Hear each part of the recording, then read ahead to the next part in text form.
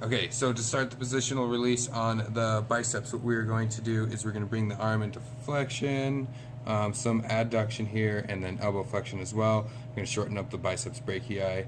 We're going to go ahead and relax. I'm going to put my hands just in between the coracoid process and the joint line, glenoid joint line. I'm going to let my hand sit there for about 90 seconds, feeling for pulsing, or twitching or anything like that. And I can feel yours starting to relax right now.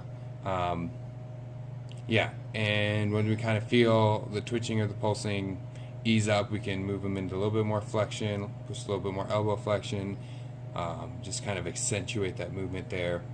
And yeah, not hard pressure, just something really light just to feel if there is anything going on.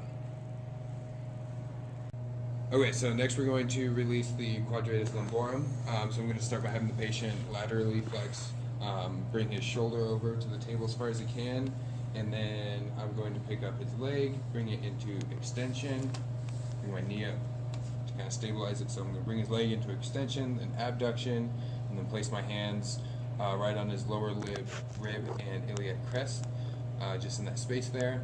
Again, light pressure, just feeling for twitching, pulsing, moving, anything like that. And as it starts to die down again, kind of move it more in just extension and abduction. Very slightly though, don't want to do it fast. Yeah. And then after this is done, just very slowly move his leg back to position. So the next muscle that we're going to release is the iliacus. I'm going to put his legs up in flexion on the ball.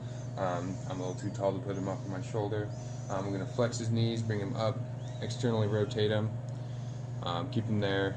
I'm going to find the ASIS and just move in a little bit medially from that, looking for, yeah, right here in this crest. I'm going to be looking for, again, any twitching, pulsing, anything like that. Holding it there for 90 seconds.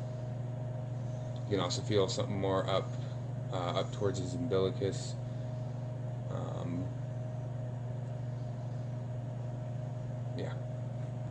So what we're doing next is we're gonna mobilization with movement on the PIP of the index finger. So maybe he jammed his finger or something like that. Got it caught in something. And so what I'm going to do is just go ahead and flex your finger a few times for me.